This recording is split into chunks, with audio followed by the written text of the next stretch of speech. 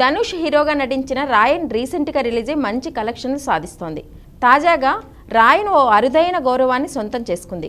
విడుదలైన కొన్ని రోజుల్లోనే ఆస్కార్ లైబ్రరీలో చోటు దక్కించుకుంది. ఎంతో ప్రతిష్టాత్మకమైన ఆస్కార్ లైబ్రరీలో రాయన్ స్క్రీన్ ప్లే శాశ్వతంగా చోటు దక్కించుకుంది.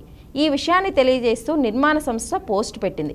గొప్ప స్క్రీన్ ప్లేలకు మాత్రమే ఆస్కార్ అకాడమీ లైబ్రరీలో చోటు కల్పిస్తారు.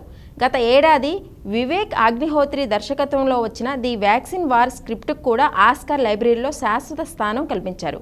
అలాగే తమిళ చిత్రం పార్కింగ్ కూడా ఈ గౌరవం దక్కింది. ఇక రాయన్ విషయానికి వస్తే ధనుష్ నటించిన 50వ చిత్రం ఇది.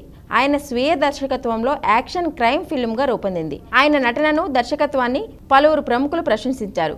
ఇప్పుడు రాయన్ స్క్రీన్ ప్లేకు ఆస్కార్ లైబ్రరీలో చోటు దక్కడంతో నెటిజన్స్ శుభాకాంక్షలు చెబుతున్నారు.